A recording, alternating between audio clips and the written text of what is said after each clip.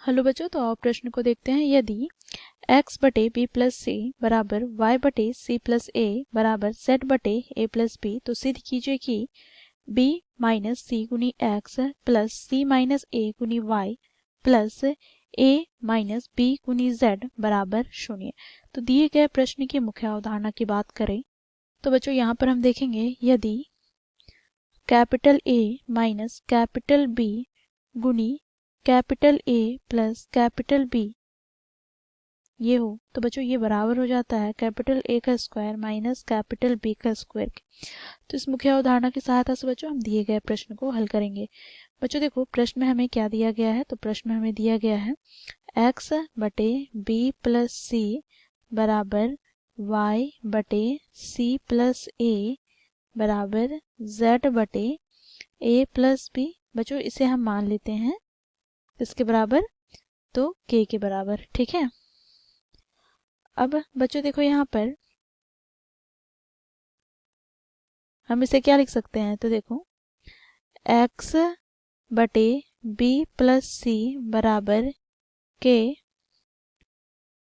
साथ ही बच्चों देखो y बटे c प्लस a बराबर k, और यहाँ पर z बटे a प्लस b बराबर k, ठीक है। तो यहाँ से बच्चों हमें x का मान क्या प्राप्त हो जाएगा, तो x बराबर प्राप्त हो जाएगा k गुनी, यहाँ से बच्चों देखो b प्लस c, फिर यहाँ पर y का मान हमें क्या प्राप्त हो जाएगा, तो k गुनी यहाँ से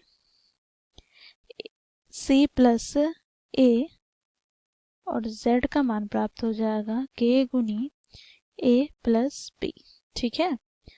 अब बच्चों देखो यहाँ पर ये हमें x y z का मान प्राप्त हो गया। अब बच्चों देखो यहाँ पर हमें सिद्ध क्या करना है, तो देखो दाएं पक्ष को हमें बाएं पक्ष के बराबर सिद्ध करना है। तो बच्चों देखो यहाँ पर बाएं पक्ष क्या दिया गया है, तो बाएं पक्ष अर्थात LHS बराबर हमें दिया गया है बच्चों b माइनस सी गुनी x प्लस यहाँ पर c माइनस a गुनी y plus a minus b गुनी z, ठीक है। यही हमें प्रश्न में दे रखा है।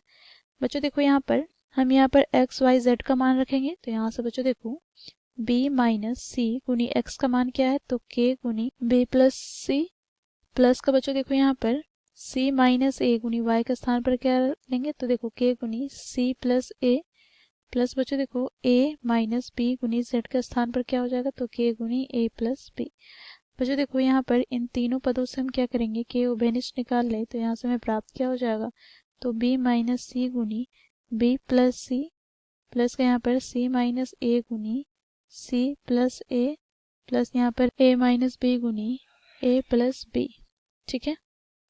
अब बच्चों देखो यहाँ पर ये किस रूप में है, तो a माइनस बी गुनी a प्लस बी, अर्थात ये बराबर हो जाएगा a square minus b square के। तो यहाँ से हमें प्राप्त क्या हो जाएगा, तो देखो b स्क्वायर माइनस सी स्क्वायर, यहाँ से बच्चों देखो प्लस का c square minus a square, और यहाँ से हमें प्राप्त हो जाएगा plus a square minus b square, ठीक है। बच्चों देखो यहाँ पर प्लस b स्क्वायर से माइनस b स्क्वायर कट जाएगा, यहाँ पर माइनस a स्क्वायर से प्लस c स्क्वायर कट जाएगा, माइनस a स्क्वायर से प्लस a स्क्वायर कट जाएगा। तो यहाँ से हमें प्राप्त क्या हो जाएगा, k गुना शून्य। तो बच्चों देखो ये हमें शून्य के बराबर प्राप्त हो गया। यहाँ पर बच्चों हम RHS की बात करें अर्थात दाएं पक्ष की बात करें, तो ये भी शून्य के बराबर है, तो यहाँ से हम लिखेंगे RHS। तो इस प्रकार बच्चों हम लोगों ने दोनों पक्षों अर्थात LHS और RHS को बराबर सिद्ध किया मुख्य अवधारणा की सहायता से। आशा करती हूँ आप लोगों को यह प्रश्न समझ में आया होगा। धन्यवाद।